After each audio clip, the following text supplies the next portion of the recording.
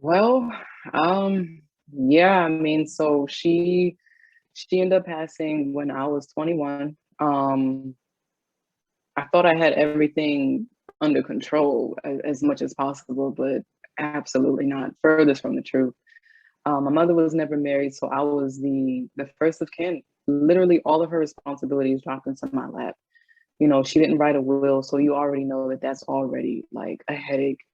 Um, and so I was in the process of going into the academy, the New Jersey Department of Corrections Academy. And I thought, like, okay, well, here's my opportunity. This is something that me and her was working on before she left. So I told her I'm gonna continue in this. I'm gonna make it. I'm gonna get this good job because that's what she was. She was a correctional officer, but she was also a nurse too. And so I was like, I'm gonna get this good job. I'm gonna be able to take up, the responsibilities and pay the mortgage and stuff like that. Wrong. So um, I ended up moving down to Atlanta. She passed at the end of 2014, so I moved the very beginning of July of the next year, 2015. And I came down here and started working. And I ended up meeting these two girls, and they welcomed me in like family. And so from there on, it was like party, party, party, and barely gotten any sleep. Like we were like really, really living, you know, uh, a rock star dream. Like it was, their reality. So from there on, I got into a relationship with a girl who was from Brooklyn. So, and even in that right there, I was kind of like going back and forth. And I'm like, well, do I like her? Do I want to make her my girlfriend? And I really like warred against myself, like, well, yeah, you do like her. She's cool. Like, what are you talking about? Get with her. And so it was like, the demon and the angel on his shoulders, and so I'm like, yeah, sign with with the demon, with the devil. And so we end up getting into a relationship, and there was this draw, like if we weren't around each other, like it was like an issue. She would call out of work, I would call out of work, something that I never, would even do, knowing that the responsibilities that I had, and but it was like we always wanted to be around each other. And I thought that was just so strange, but again, that's how God allowed it to be played out. And so in the beginning of the relationship, it was cool. But when financial difficulties hit, you know, um, I was living inside of a house and she was renting out, an apartment. And so when I started struggling, she also started struggling too. And so I wasn't able to help her financially and the other way around too. And so things just really, really got bad. Um, I ended up getting my car repossessed on the car that I drove down here with. And so that was also another crazy thing that really drove me into a deep depression where I wasn't eating. I was stressed out. I really felt like I hit rock bottom. Like, well, this is it. I'm gonna go ahead and hang it up. And so the breakup was very, very bad because even though the Lord allowed us to be in that relationship together, with each other, I really wasn't supposed to do that, but we really weren't supposed to stay in it as long as we did. Um,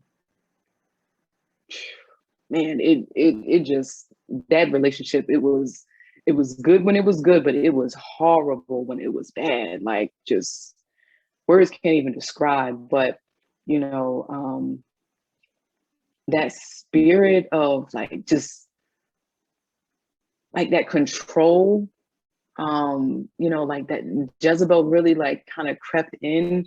And so now it was, she was upset, that I wasn't doing the things that I used to do, wasn't eating, I was depressed. So I started dropping, crazy weight. I started getting a lot of attention. And so she felt like she was losing me. We were already on rocky terms, but she felt that she was using me. And along with other reasons as well. But things really did hit the fan. It was like an explosion, where my house was destroyed and I actually did have to call the police. And so from there, I was like, you know what? Even though I don't hold grudges, I forgave her. After a while, I forgave her, but I knew that I could not get back into a relationship with her because I was scared of her. You know what I mean? Like, there were many times where things could have gotten physical, but even though she was that like irate, she knew that I was very soft and I was very gentle. And so, she knew that if she really did do something bad to me, that she would regret it because she knew that it wasn't worth it. Like she was really, really being fueled by the enemy, like just driven. And so from there on, I was like, you know what, the next relationship that I get into, I want them to have a relationship with God. And even just kind of rewinding, the two friends that I mentioned that I met when I moved down here, one of them found out that she had a gift to speak to the dead. And so, of course, as you were thinking, I was like, okay, well, I want to talk to my mom. Um, back then, my mom, she was my God. I was under heavy, idolatry with my mom. And so I was like, I want to talk to her.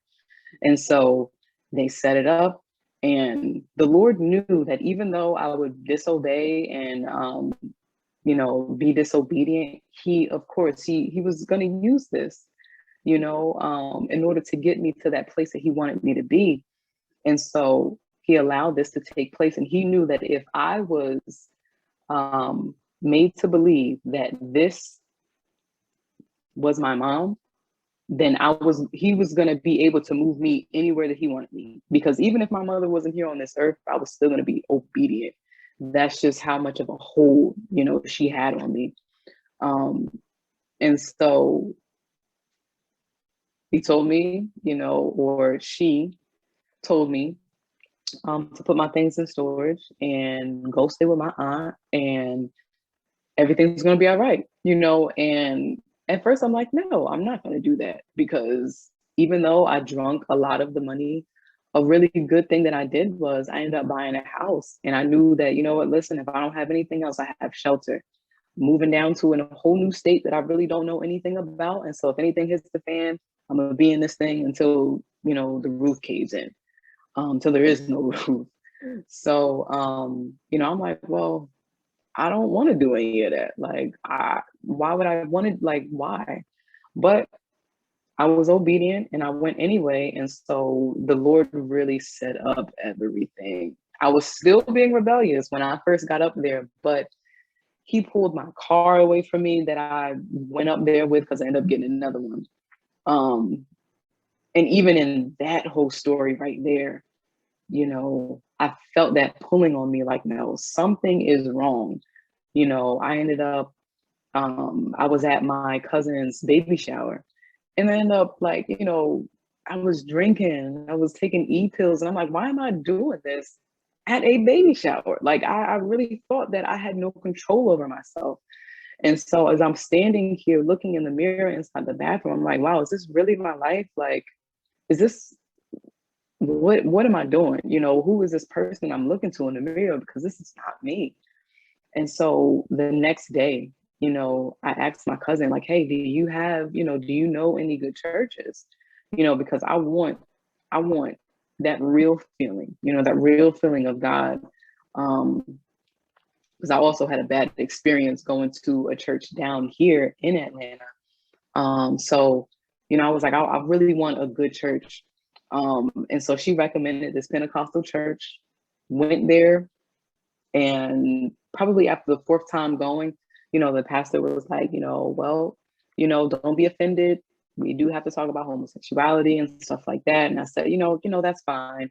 And I really said that's fine and kind of brushed it off as if like I knew that I wasn't going to be a lesbian for much longer. It was weird. So he told me I need to pray and I need to surrender. And that's exactly what I did at my job. 5 minutes before my shift ended, everybody that had an iPhone, their phone went off, flash flood warning, never received the alert. I'm walking to my car after I get off of work, and I'm like, well, where's the rain at? I mean, the ground's a little wet. You know, did it pass? Is it coming? So I get on the highway, and I'm headed to my aunt's house, the one that I was directed to stay with. And it starts pouring down as soon as I get off of the highway. I get off the highway, I have to go through maybe 3 lights to make that right, and then another right, and then another right to go to my aunt's house. So it was like from there on, it was like boom. And I mean, it was you just knew that it was from God, because it wasn't normal. The rain was coming down and it was flooding the streets. So I ended up turning. I wanted to make that right to go in the direction of my aunt's house, but I couldn't. It was blocked off. So I went up and I made the next right that I could. And I drove and I made the next right to try and like make my way around. And when I tell you, driving down this road, it felt like it, you didn't see anything. The water was so still. It was like a sheet of paper, like just thin. Like you couldn't tell that it was water there. The whole area was flooded. And I ended up driving, and my car, like it was done, like my car drowned. And I started freaking out inside the car, like, oh my goodness, I'm gonna drown. And it's like, get out the car. So I got out the car. And in that moment, I was like, why, Jesus? Like, help me, Jesus.